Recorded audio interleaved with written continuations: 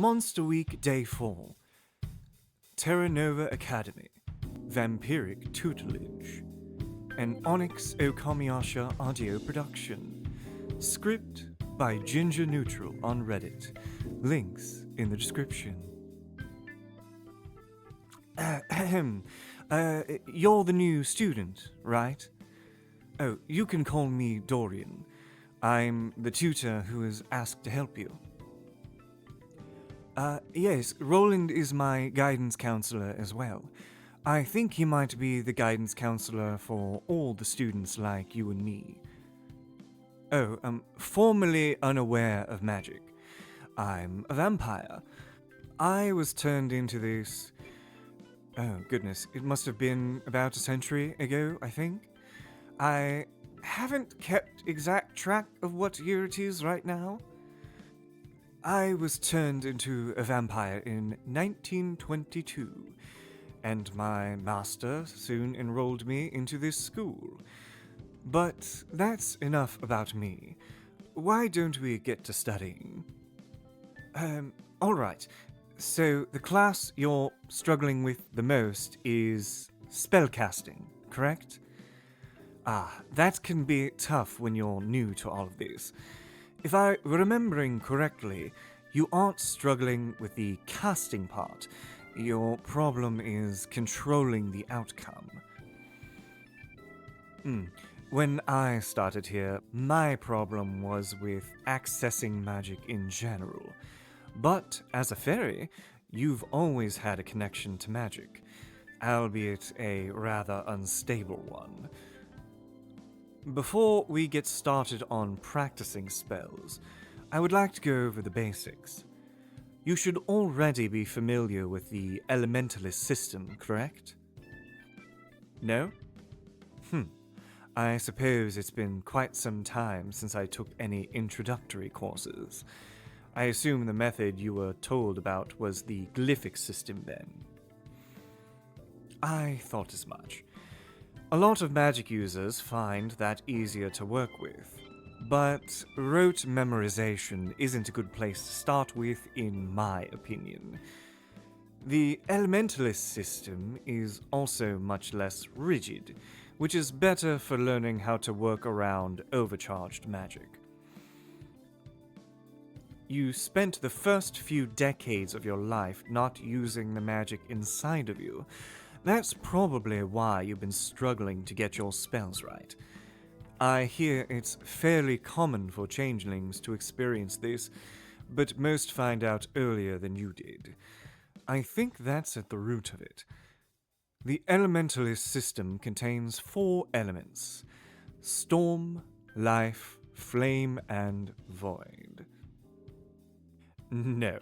The 4 classical elements in human culture aren't accurate. I know. I was a bit disappointed as well. The storm element is usually stuff like water, air, and electricity. The life element is exactly what you'd think: plant life, healing, and also necromancy. The flame element is mostly fire and light, but precognition abilities are also flame-aligned. And void is earth, darkness, and the mind. But the system is only a guide to magic, not a rule set. It can help to think in those terms, especially for someone with overcharged magic. It helps you keep track of how spells can go wrong. Try using magic to dim the lighting in the room just a bit. Good start, but try not to let your emotions flow outward. I can feel your nervousness. I promise that if anything goes wrong, I will stop you. Vampires are good at void magic, which can be used to suppress other magic. Next, let's try... why don't you create a small flame? Go ahead. I won't let it get out of hand. Oh, goodness. You did that perfectly. Alright. Let's try some storm magic next. And I think that covers the basic spells. You did pretty well, even if you also got my papers wet. But it was easy for me to fix, so no harm, no foul. Are you ready for something that will make casting magic easier for you? I want you to create a light source without using flame or storm magic. Aha! Impressive! Making your skin bioluminescent using life magic is definitely a good way to do that. The way I would have done it is to move the darkness away from the spot I want. Vampires are actually not considered undead anymore. We can die of old age. It just takes thousands of years. We have a talent for void elemental magic, not necromancy. Life magic is easier for you, correct? That makes sense. Fairies have a stronger affinity for it because of their connection to the woodland realms. I think the most demons are better at void magic too. Harpies and merfolk have a knack for storm magic. The flame element isn't associated with almost any species, although some people just have a flame affinity. Werewolves are completely unable to cast any spells. My best friend likes when I show off my magic ability because he lost that ability when he was turned. He was a witch, but now he's not. Any race that you can be turned into replaces your previous race. You might find this interesting, by the way.